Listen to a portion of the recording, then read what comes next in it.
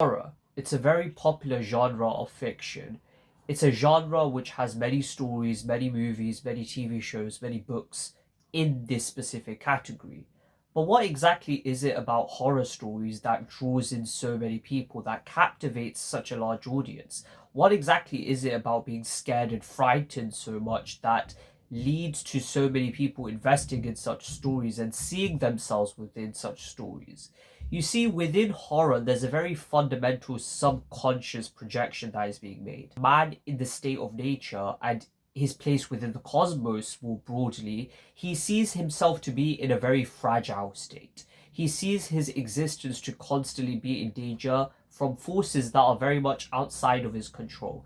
And hence he projects this in the form of forces of darkness that have some kind of agency in that they conspire against the human race, and also this idea of the inevitable triumph of mankind and of human nature against such forces by his projection onto horror stories.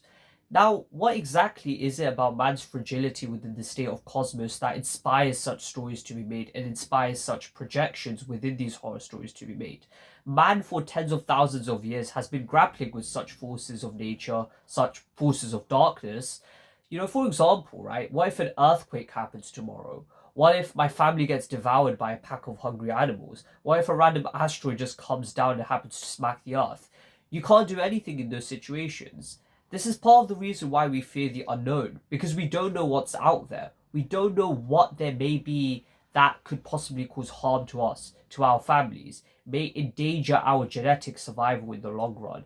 And so you see, based off of this kind of genetic calculation, really, that humans make, that we are scared of the unknown, scared of forces outside of our control, and apprehensive of the fact that tomorrow something could happen that could completely wipe us out and wipe out our existence.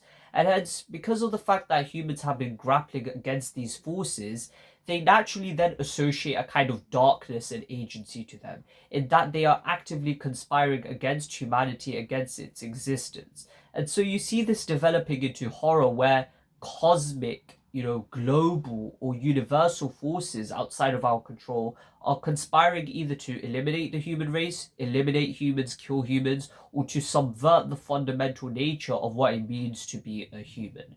This is also where you get the uncanny valley from. They are similar to humans, but yet not quite a human being. This phenomena of the uncanny valley arises from a fundamental psychological tendency that we have, that we are more apprehensive of what is closer to us than what is further from us. And this is because we tend to think in binary, us and them, the in group and the out group, us and the other kind of narrative, let's say, this binary, where if it comes to humans, we can easily identify them. If something is quite distinctively non human, we can also identify it. But if something is a bit vague, we become a bit apprehensive because it seems to be a human, but there's also something else at play that explains why it's not human. And so we begin to get confused and we begin to think of things. What exactly is it that gives this thing a human look, but it's also not quite human at the same time? And so this uncanny valley arises from this phenomena where we are apprehensive of things which are close to us, but not quite us.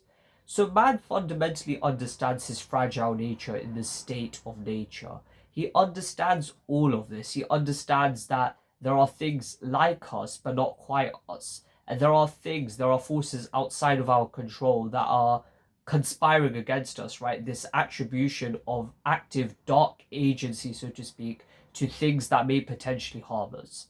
Of course, within horror movies, generally speaking, there's a triumph of the good characters over the bad characters. Now, to be completely fair here, this is more so the kind of optimistic projection that humans tend to make in a lot of things, that we will inevitably win out. But this doesn't always reflect reality. However, one thing cannot be denied. That is, the human spirit continues fighting on and continues to march on in its existence. And so things don't always go our way, or humans oftentimes end up in situations which are beyond our control and there's not a lot we can do about it. Humans inevitably do somehow find a way of surviving. This by no means is a guarantee of our survival, and by no means is this the case that 100,000 years from now we will still be here, we will still exist. But really and truly, we do have an uncanny knack of coming out on top in very problematic situations, in situations where the odds are very much against us. And so within horror stories, you see these fundamental projections, the uncanny valley, the fragility of human existence, and the ability of humans to triumph and come out on top, this human spirit against adversity.